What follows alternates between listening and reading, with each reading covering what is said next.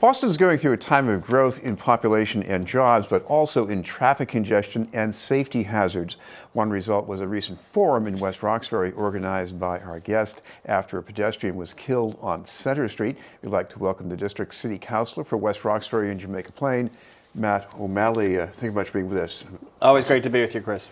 Take us back a little before the forum in February to what happened to Marilyn Wentworth. Yeah, it was an absolute tragedy. In early February, Mrs. Wentworth was shopping at some of our local businesses on Center Street with her husband. She crossed the street. She was hit. There was a crash. She was hit by a driver and sadly died.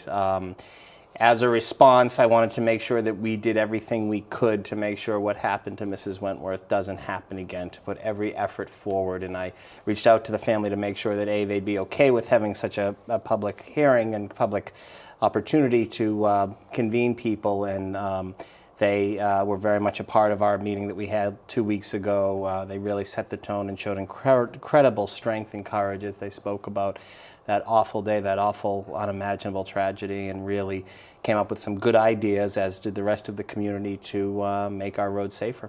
And I think at that forum there was someone else who was hit. He survived. Yes, yes. It was not a nice experience. No, he had a traumatic brain injury. Thankfully, he seems to be doing well now, but it shows that we have a lot of work that we need to do.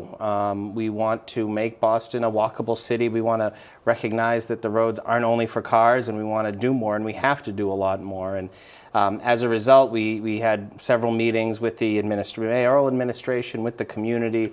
A study is currently being underway for different options going forward. We're going to reconvene everybody in June and put some plans out on the table. I think we need to be bold. I think we need to be aggressive. There was a professor from Northeastern who's been a very active academic on this issue, told me about sort of the notion of a road diet. I think certainly that's the direction that we need to be heading towards, and need to be doing more for cycling infrastructure, as well as reduction of the number of lanes and pedestrian safety. Well, as I'm sure you know from different parts of your district, Center Street in West Roxbury has 2 lanes traveling in each direction, whereas in Jamaica Plain it has 1. And my superficial impression here is that things move faster in West Roxbury. They do move faster, but I would argue they're not necessarily safer. I actually grew up on Center Street, it was originally Roslindale, so it was in the middle. It is now West Roxbury. It is also 4 lanes with a median strip in the middle, an island, which makes it a little bit safer. I think one of the issues that we saw in this part of West Roxbury's real main business district is you've got 4 lanes, there's no island, it's treacherous to track, and you often will have cars that one car will stop for a pedestrian in a crosswalk and the other will oftentimes zip right by it, which poses some real threats. So the notion of a lane diet would be to go from 4 lanes, 2 in each direction, to 1 lane in each direction with sort of a shared turning lane in the center. And I think that's at least a very small step that we can take to address some of the safety. As you get further down towards Center Street, before you get to Jamaica Plain, that seems to be the way it works. It's a less dense business district. It's more of a residential district. I'm talking about sort of Holy Name to the Weld Street area, but it seems to work well. And of course, when you have those 2 lanes, as you pointed out, it's easy for someone in 1 lane to not see what's going on in the other lane. So we, as an immediate, way to deal with this, we've stepped up enforcement. Our new captain for Area E5, Therese Kamensky, noted that they've almost doubled the number of citations they've written for motorists who have failed to stop for someone in a crosswalk. We've had new signage that's been added. We're looking at new technology that we can put in.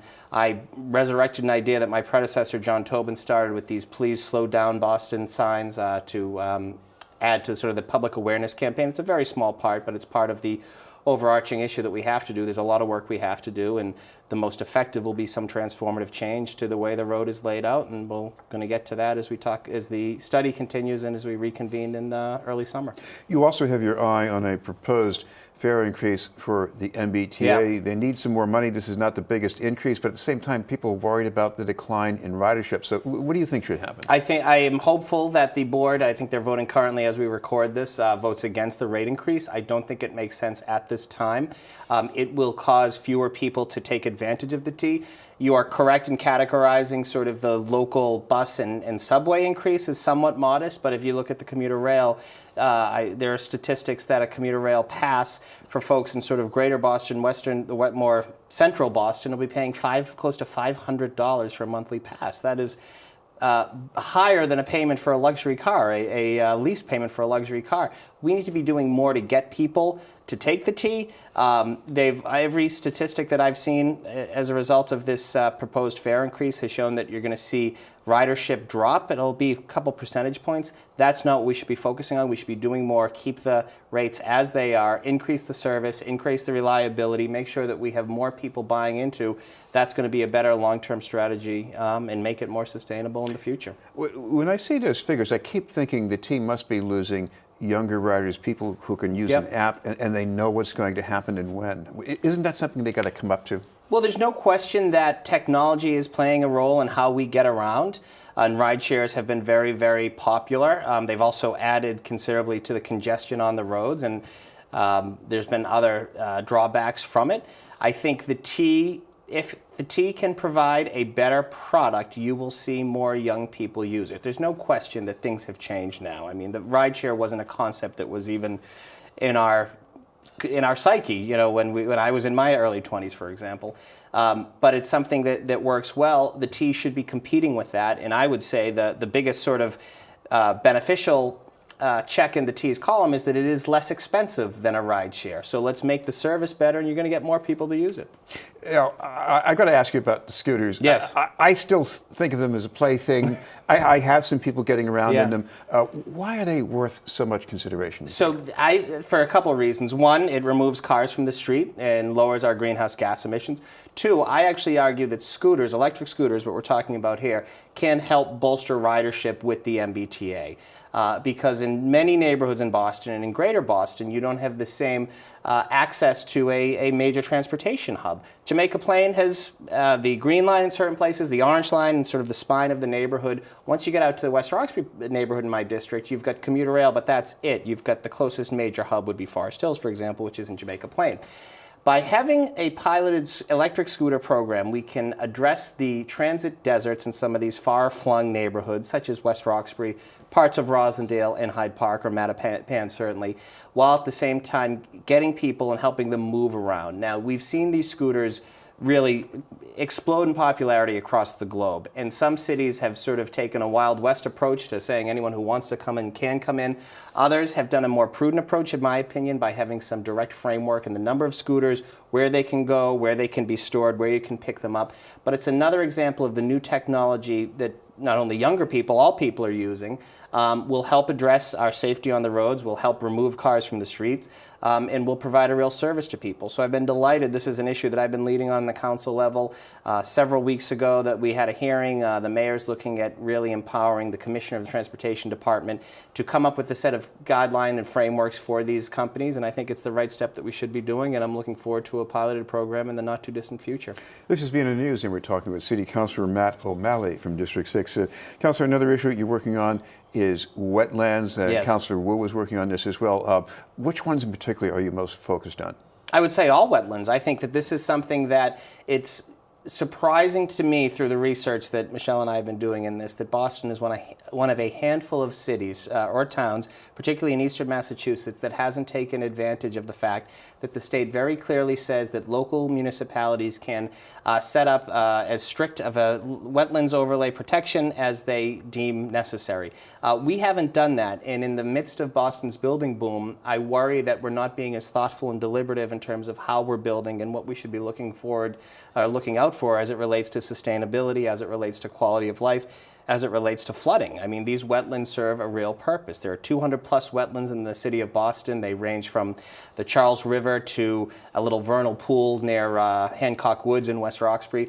We're not looking to necessarily come up with an overly onerous set of guidelines, rules, and regulations, but we are looking at ways that we can protect these to the betterment of the city, to make sure that we are able to maintain that flooding, prevent flooding, maintain sort of the groundwater that they currently provide, and make sure that we're thoughtful and effective about building. So this is something that we've been working on for a while. We have our next working session next week, and I'm looking forward to seeing something thoughtful and effective come down the pipeline. You're also on a committee concerned with with women's, families, and Yes. community health. What are you working on with Yes, that? this was a committee that was founded by my former colleague and now Congresswoman Ayanna Pressley. I was her vice chair and proud to take over as chairman of the Committee on Healthy Women, Families, and Communities. The first hearing order I authored was at the last 2 meetings ago. I partnered with City Councilor Kim Janey, and we're going to look at black maternal health, particularly as it relates to black mortality rate among mothers. The rate among women of color, particularly African American women and black women, is 4 times white women in terms of black mortality rate when one's giving birth.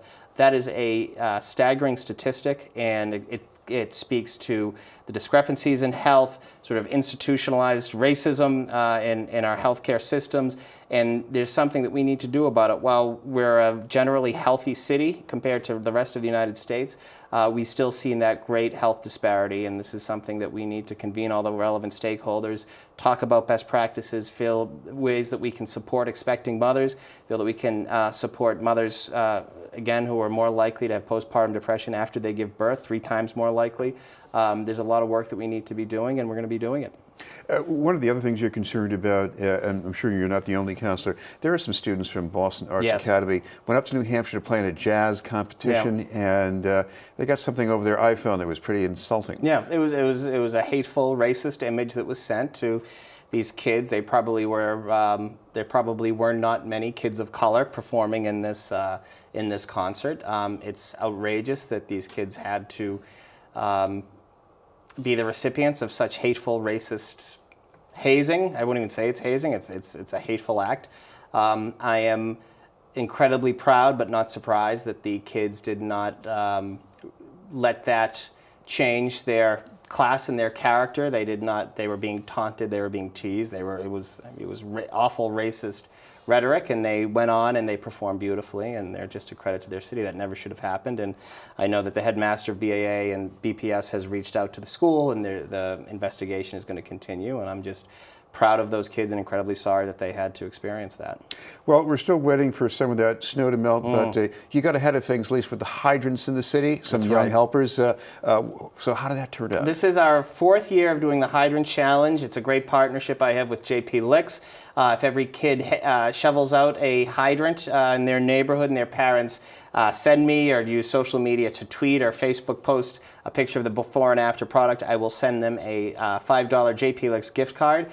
We've given out thousands of dollars worth of gift cards through the years, and at the last storm, it's, knock on wood, been a pretty mild winter this year, so the only time we had an official call for the Hydrant Challenge was last Sunday's storm into Monday, and 65 kids from around the city took me up on my offer, and we were proud to send out those 65 gift cards. 65 kids and 1 mayor. Mayor Walsh got in on it as well, so I'll be presenting him with a gift card as well.